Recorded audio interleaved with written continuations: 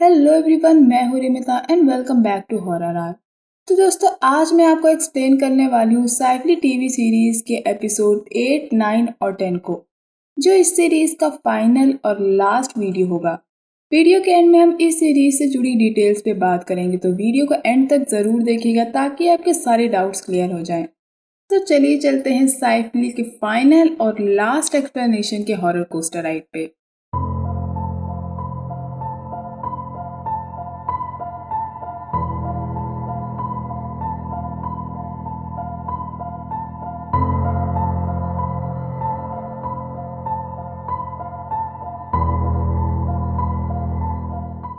कहानी आगे बढ़ती है जहां हम देखते हैं कि कादिर और तुर्कन की लाशें मिली हैं।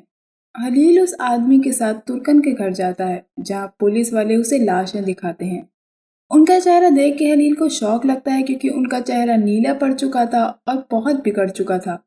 हलील के पूछने पे पुलिस बताती है कि स्वात नशे की हालत में घर आया था। जब सुबह उसको होश आया तब उसने पुलिस को कॉल किया। पुलिस का मानना था कि स्वात ने उन लोगों को पीट पीट कर मार डाला है, इसलिए वो स्वात को पूछताछ के लिए ले जाते हैं। हॉस्पिटल में हुलिया और बुसरा इस बारे में बात कर रहे होते हैं, जहां बुसरा कहती है कि वो लोग नहीं चाहते हैं कि बुसरा वहां जाए। तब हलील आके उनको कादिर और तुर्कन की मौत के बारे में सारी बातें बताता है, लेकिन उन लोगों को नहीं लगता है कि स्वात ने ऐसा किया होगा। उन लोगों का मानना था कि वो दिल का बुरा नहीं है। खलील बुसरा को बाहर जाने से मना करता है क्योंकि बुसरा को गांव वाले मनूस मानते थे, लेकिन ये बात बुसरा को पहले से ही पता थी क्योंकि सेलिम ने उसे बताया था। क्लासरूम में पढ़ा रहे सेलिम को बुरहान बाबा की कही बात को लेकर चिंता थी कि उसका एक राज बुसरा के घर के सामने वाले कमरे में है। इसके बाद हम अजीज के घर का सीन देखते हैं जहाँ उसकी दादी कहती है कि उनको तुर्कन की मौत का कोई अफसोस नहीं है, लेकिन कादिर के साथ बुरा हुआ। लेकिन अजीज को इसमें कोई दिलचस्पी नहीं थी। वो अपनी दादी से सिर्फ उस औरत के बारे में बात करता है जो रेहान का अबॉर्शन करने वाली थी। उसकी दादी कहती है कि वो उस औरत से कल बात करेंगी, लेकिन अजीज वक्त बर्बाद नहीं करना चाहता था। वो रेहान को मिलने के लिए बुलाता है। अगले दिन रेहान अपने घर से ये कह के चली जाती है कि वो बुसरा से मिलने जा रही है। दाऊद इमाम से मिलते हैं और कहते हैं कि मेरे इतना कहने पर भी उन्होंने गांव वालों से बुसरा के बारे में गलत बातें कह दी, सिर्फ इसलिए क्योंकि तुर्कन ने अफवाह फैला दी थी। जिस पे इमाम कहते हैं कि तुमने देखा नहीं तुर्कन का क्या हुआ। जो लोग मर गए हैं उनका जिम्मेदार कौन है। माना कि अली की माँ बीमार थी, लेकिन अली का क्या हुआ। वो कहते हैं कि उन्होंने वही बोला जो सच था। जिस पे दाऊद कहते हैं कि इमाम ने गांव वालों को भड़का दिया है और अगर कल को गांव वालों ने कुछ किया तो उसके जिम्मेदार इमाम होंगे। इसके बाद हम हॉस्पिटल में देखते हैं कि हलील हुलिया को बताता है कि उसने तुर्कन और कादिर की लाशें देखी थी। उसे नहीं लगता कि उनकी मौत नॉर्मल तरह से हुई है। वो ये बात बुसरा के सामने बताना नहीं चाहता था। तभी वहाँ रेहान आती है जो बहुत दर्द में थी। वो उसे अंदर ले जाते हैं। तब रेहान बताती है कि अजीज ने उसके पेट में लात मार दी है और जब वो चिल्लाई तो अजीज ने उसके चेहरे पे मार दिया। ये सुन के हलील को गुस्सा आ जाता है। तब हुलिया और बुसरा रेहान का इलाज करते हैं और वो दोनों उसे बताती हैं कि जो वो चाहती थी वो हो गया, उसका अबॉर्शन हो गया है। उधर सेलिम बुसरा के घर के सामने वाले कमरे यानी तबेले में जाता है जब उसे एजरा की याद आती है कि उनकी सगाई हो गई थी और एक हफ्ते बाद शादी होने वाली थी। तब उस कमरे यानी तबेले का दरवाजा अपने आप खुल जाता है। सेलिम अंदर जाता है जब ऊपर से एक चेन गिर जाती है और सेलिम वहीं खोदने लगता है और वहां से एक कंकाल मिलता है। तब सेलिम को सब कुछ याद आता है कि जब उसने एजरा को उसके घर पे छोड़ा था उसके बाद वो वापस एजरा के घर गया था। वो पोजेस्ड था और एजरा के घर आया था और एजरा को गला घोंट के मार डाला, जिसके बाद उसकी लाश को उसने तबेले में दफना दिया था। तब सेलिम को शौक लगता है क्योंकि ये बात उसको याद नहीं थी, लेकिन जब उसने एजरा की लाश को खोद के बाहर निकाला तब उसे ये याद आया कि उसने क्या कर दिया था। सेलिम को जब ये पता लगता है तो वह एकदम टूट जाता है।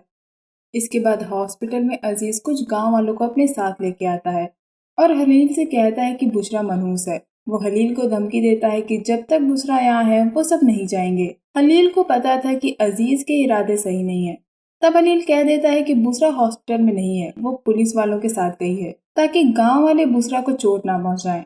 लेकिन अजीज गांव वालों के साथ बाहर इंतजार करता है जब तक बुशरा ना आ जाए। इसके बाद हलील अंदर जाता है और दाऊद और पुलिस को कॉल कर देता है। तब वहाँ दाऊद आते हैं और उन सबको गुंडागर्दी करने से मना करते हैं। वो उन गांव वालों को वहां से चले जाने के लिए कहते हैं, लेकिन अजीज अभी भी अपनी बात पे अड़ा था। वो कहता है कि इमाम ने उनसे ये सब कहा है जिसको वो नजरअंदाज नहीं कर सकते। तब हलील अजीज को अकेले में बात करने के लिए ले जाता है और वो अजीज को मारता है और कहता है कि अजीज अपनी शक्ल दोबारा उसको न दिखाए। जिसके बाद अजीज वहां से चला जाता है। तब वहां पुलिस आती है और उन सबको वहां से निकाल देती है। सेलिम अपने घर वापस आता है, लेकिन इस राज को जानने के बाद कि जिसे वो प्यार करता था उसे ही अपने हाथों से मार डाला था, सेलिम बहुत ही शौक और दुखी था। वो वापस जाता है और एजरा के कंकाल को अपनी गाड़ी में रखता है और उसको अपने साथ ले जाता है। इस बीच बुसरा का कॉल आता है, लेकिन सेलिम कॉल नहीं उठाता। सेलिम एक पहाड़ पे जाके एजरा के कंकाल को दफना देता है। इस बात से वो बहुत टूट चुका था। अब रात हो गई थी और बुसरा को सेलिम की फिक्र हो रही थी। वो कहती है कि हुलिया उसे सेलिम के घर पे छोड़ दे। सेलिम के घर पहुंचने पे उसे सेलिम आता दिखता है। वो कहता है कि इस वक्त वो बात करने की हालत में नहीं है। तब बुसरा कहती है कि सेलिम कम से कम उसको अपने घर छोड़ दे। बुसरा के घर पहुंच के बुसरा सेलिम से कहती है कि वो उसके साथ घर के अंदर चले। ये वही शब्द थे जो एजरा ने सेलिम से कहे थे मरने से पहले। और यहाँ सेलिम बुसरा को बताता है कि उसने ही एजरा को मार डाला था। ये सुन के बुसरा को शौक लगता है। वो उस तबेले की तरफ देखती है और वो वापस पोजेस्ड हो जाती है। यहाँ हम साफ उसकी आंखों का रंग बार बार बदलते देख सकते हैं। वो कहती है कि सेलिम को उसे अपना अतीत बताने की कोई जरूरत नहीं है। वो जानती है कि सेलिम ने एजरा को मार के इसी तबेले में दफना दिया था। बुसरा कहती है कि इसे एजरा अली या जो भी गांव में मरा है उससे कोई फर्क नहीं पड़ता। वो कहती है कि वो सेलिम के साथ रहने के लिए कुछ भी करेगी। वो कहती है कि क्या तुम देख नहीं सकते, ये सब लोग हमें करीब लाना चाहते हैं। सेलिम को बिल्कुल समझ नहीं आ रहा था कि बुसरा आखिर ये सब क्या कह रही है। सेलिम कार से उतर के बाहर जाता है और पूछता है कि उसके साथ ये सब क्या हो रहा है। तभी बुसरा होश में आती है और उसकी तबीयत बिगड़ने लगती है और वो कार में बेहोश हो जाती है। हम देखते हैं कि बुसरा के दादाजी वहीं खड़े होते हैं। सेलिम बुसरा को उसके घर के अंदर ले जाता है और उसे जगाने की कोशिश करता है। सेलिम को लगता है कि बुसरा को दौरा पड़ा था। तभी वहां बुसरा की माँ जाती है और पूछती है कि बुसरा को क्या हुआ है। तब सेलिम बताता है कि वो बुसरा को घर वापस ला रहा था जब वो बेहोश हो गई। बुसरा की माँ सेलिम से पूछती है कि वो कौन है। तब सेलिम बताता है कि वो एस्मा का बेटा है, वो इसी गांव में रहता है। सेलिम को उसकी माँ फिर से दिखती है, लेकिन बुसरा की माँ को समझ नहीं आ रहा था कि सेलिम आखिर खिड़की पे क्या देख रहा है। तब सेलिम वहां से ये कह के चला जाता है कि उसके पिता को उसकी फिक्र हो रही होगी। अजीज दाऊद के घर आता है और कहता है कि उसे दाऊद से बात करनी है। और यहाँ अजीज वापस वही राग अलापता है कि बुसरा मनहूस है, लेकिन दाऊद उसकी एक बात सुनना नहीं चाहते थे। वो कहते हैं कि उन्होंने गरीब समझ के अजीज की मदद की, उसको नौकरी दिलवाई और अजीज ने ऐसा किया। लेकिन अजीज अपनी बात पे अड़ा रहता है, जिसको सुनने के बाद दाऊद अपना आपा खो देते हैं। वो कहते हैं कि तुम जैसे जाहिलों की वजह से ही ये सब हो रहा है, तो अंधविश्वास पे यकीन रखते हैं और ऐसी अफवाहें फैलाते हैं। अजीज उन्हें यकीन दिलाने की बहुत कोशिश करता है, लेकिन कोई फायदा नहीं। दाऊद कहते हैं कि अगर तुम्हें नौकरी नहीं करनी है तो मत करो, लेकिन उनसे बिना सिर पैर की बातें मत करो। जिसको सुनने के बाद अजीज भड़क जाता है और कहता है कि इतने साल से वो लोग दाऊद के पागलपन को झेल रहे हैं ताकि दाऊद को दुख ना हो, लेकिन सच्चाई तो ये है कि उनके पोते मर चुके हैं, वो अब जिंदा नहीं है। ये कह के अजीज वहां से चला जाता है। दाऊद को तब एहसास होता है कि वो आज तक झूठ और वहम में जी रहे थे। वो वापस उन गुड्डों के पास जाते हैं और कहते हैं कि तुम्हारे बिना मैं कैसे जी पाऊंगा। अजीज दाऊद के घर से वापस आ रहा होता है जब उसे रेहान दिखती है, जिसके हाथ में मरा हुआ बच्चा होता है, जो कहती है कि उसका बच्चा मर गया। वहाँ उसको दाऊद के पोते भी खड़े दिखते हैं, जो कहते हैं कि अजीज ने उनके दादाजी को क्यों परेशान किया। और बस अजीज का शरीर अकड़ने लगता है और उसकी वही मौत हो जाती है। इसके बाद हम अजीज के घर का सीन देखते हैं, जहां अजीज के घर पे वही ताकतें अजीज के रूप में आके उसकी दादी को मार देती हैं। उधर बुसरा की माँ उसको बताती हैं कि उसकी ऐसी जिंदगी के पीछे वही है। वो नहीं चाहती थी कि बुसरा ऐसी जिंदगी जिए, लेकिन बुसरा का पति मर गया, जिसके बाद उनको उम्मीद थी कि बुसरा जब अपने बचपन के गांव में आएगी तो सब कुछ ठीक हो जाएगा, लेकिन ऐसा कुछ नहीं हुआ। वो ताकतें अभी भी बुसरा को परेशान कर रही थी। बुसरा की माँ ने बहुत कोशिश की कि वो उस शराब को अपनी तरफ मोड़ ले, लेकिन वो ऐसा कुछ नहीं कर पाई। यहाँ वो बताती हैं कि उन्होंने अतीत में एक गलती की थी, जिसको वो लोग अभी तक भुगत रहे हैं। अब यहाँ हमें अतीत में घटी कहानी का पता लगता है कि बुसरा की माँ की शादी को 2 साल हो गए थे, लेकिन उनको बच्चा नहीं हो रहा था। वो एक बच्चा चाहते थे।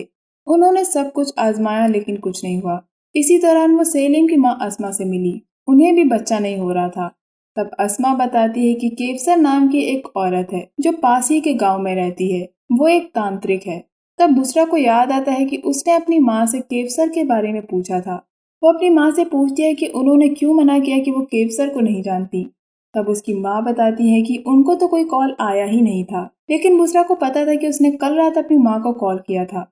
उसकी माँ बताती है कि केवसर उनके गांव में आने वाली थी। अस्मा यानी सेलिम की माँ ने बुसरा की माँ को ये बताया था और साथ चलने को कहा था। उसने कहा था कि केवसर उन्हें फव्वारे वाले पेड़ के पास मिलेगी, लेकिन उन्हें साथ में 5 सोने के कंगन ले जाने होंगे। और बुसरा की माँ मान गई थी, लेकिन उन दोनों ने ये बात अपने पति को नहीं बताई थी। जिसके बाद वो रात में केवसर से मिलने उस फव्वारे वाले पेड़ के नीचे जाती हैं। उन दोनों ने केवसर को सोने के कंगन दिए। केवसर का कहना था कि वो सोना अपने लिए नहीं लेती, बल्कि उन्हें चाहिए होता है, जिसकी मदद से वो तंत्र मंत्र करती है। उसका कहना था कि वो सोने के बिना कोई काम नहीं करते।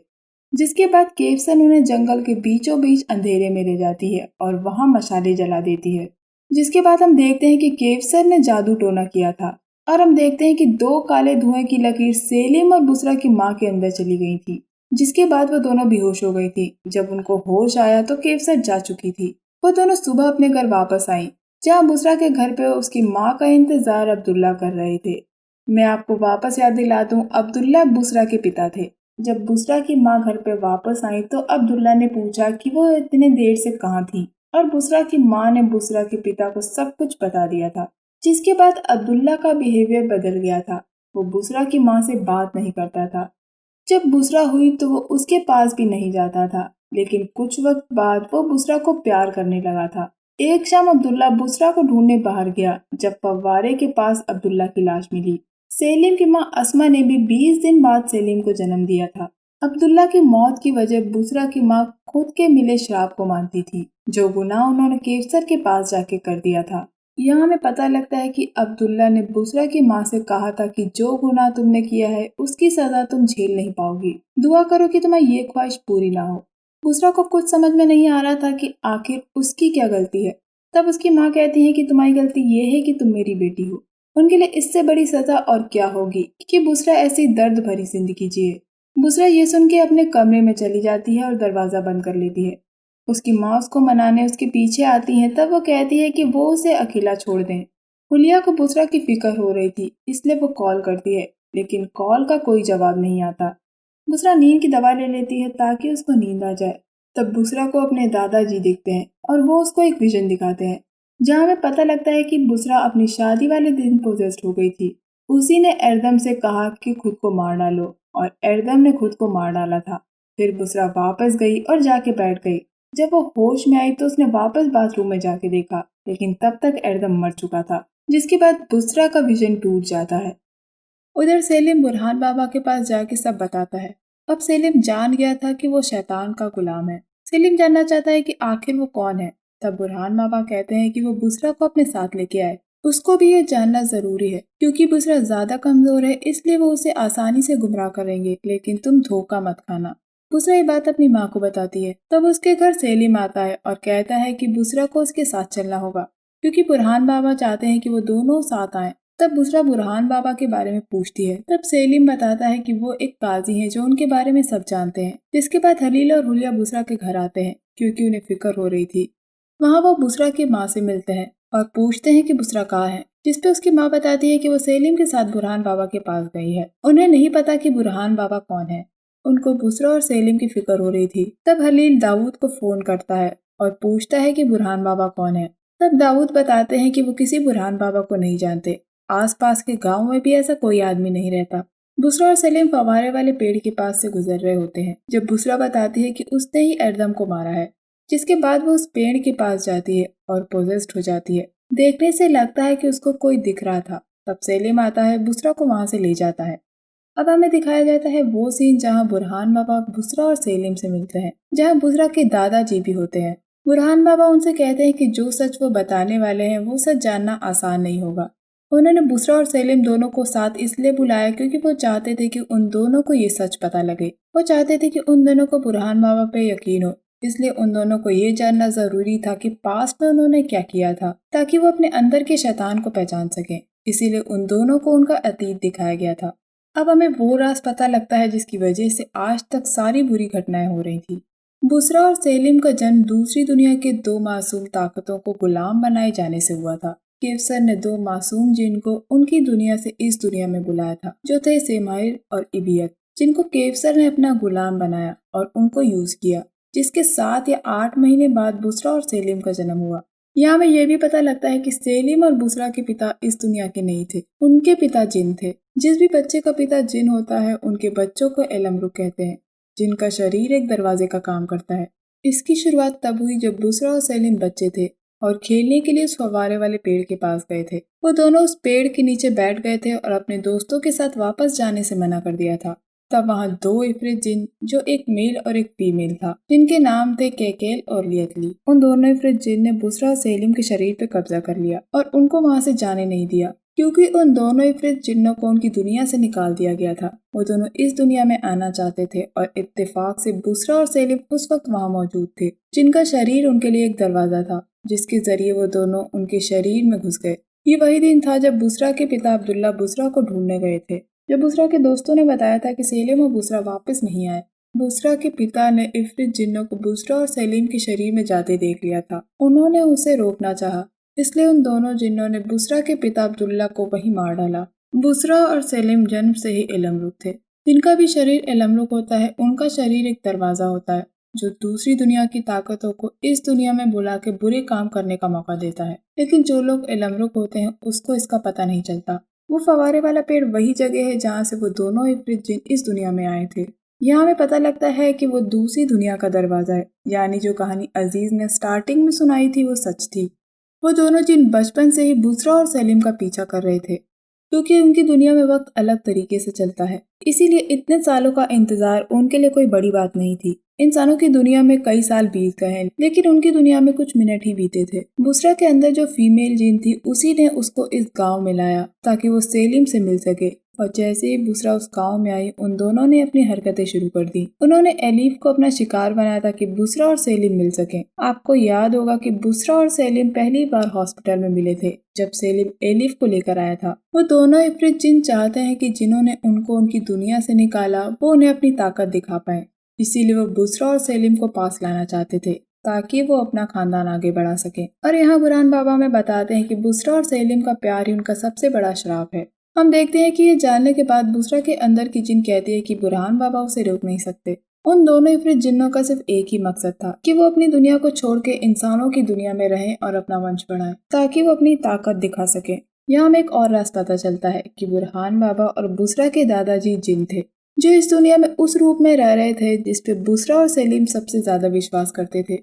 अब बुरहान बाबा बताते हैं कि उन्हें ये श्राप तोड़ने के लिए अपनी जान अपनी मर्जी से देनी होगी। जब वो उस फव्वारे वाले पेड़ पे जाएंगे तो या तो वो श्राप तोड़ देंगे या फिर उन जिन की मर्जी से जिएंगे, जिससे उनकी जिंदगी हमेशा के लिए बुरी बनी रहेगी। इस श्राप को तोड़ने के लिए बुसरा और सेलिम का इरादा पक्का होना चाहिए। वो कहते हैं कि जिसके जुनून में ज्यादा ताकत होगी उसकी इच्छा पूरी हो जाएगी, और अगर ऐसा नहीं हुआ तो उन जिन्नों का साया हमेशा उन पे रहेगा जो उनसे बुरे काम करवाते रहेंगे, जिससे कई लोगों की जानें जाएंगी। वो ये भी बताते हैं कि जैसे ही दोनों इफरित जिन तुम्हारे शरीर को छोड़ेंगे तुम जिंदा नहीं रह पाओगे, क्योंकि वो दोनों जिन तुमसे एक जोंक की तरह चिपके हैं। ये सुनने के बाद दोनों को बहुत झटका लगता है और वो उस फव्वारे वाले पेड़ के पास जाते हैं। लेकिन रास्ते में बुसरा कहती है कि वो जिंदा रहना चाहती है। उसने सारी जिंदगी दुख सहे और एंड में उसको ये मिल रहा है। तब बुसरा के अंदर की जिन सेलिम का हाथ पकड़ के कहती है कि जो तुम इस वक्त महसूस कर रहे हो वही सच है। वो कहती है कि वो अपनी मेहनत को बेकार नहीं जाने देगी। वो सेलिम के साथ यानी उस जिन के साथ रहना चाहती है।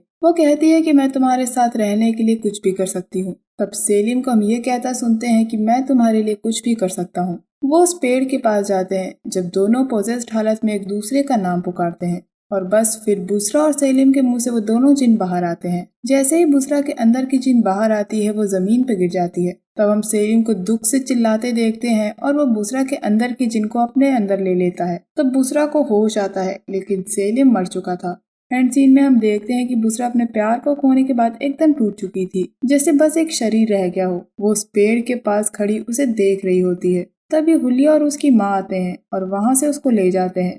लेकिन बुसरा की हालत देखने से नहीं लगता है कि वो नॉर्मल थी, और कहानी यहाँ एंड हो जाती है। अब मैं इसे आप लोगों के लिए थोड़ा सिंपल कर देती हूँ। जब सेलिम और बुसरा की माँ केवसर के पास गई थी तो केवसर ने 2 जिन्नों को दूसरी दुनिया से बुलाया था, जो थे सेमियर और इबियत। इन दोनों जिन से ही सेलिम और बुसरा की माँ प्रेग्नेंट हो गई थी और ये दोनों जिन थे बुरहान बाबा और बुसरा के दादाजी वाहिद। यानी बुसरा और सेलिम उन दोनों जिन सेमियर और इबियत के बच्चे थे। बुरहान बाबा और बुसरा के दादाजी वाहिद उनके पिता थे। जब उन्हें उन दोनों इफरित जिन्नों के इरादे अपनी दुनिया में पता लगे तो वो बुरहान बाबा और वाहिद के रूप में इस दुनिया में आए ताकि अपने बच्चों को इस श्राप से बचा सके, क्योंकि उनकी आत्मा का हिस्सा उन दोनों जिन्नों सेमियर और इबियत से जुड़ा था।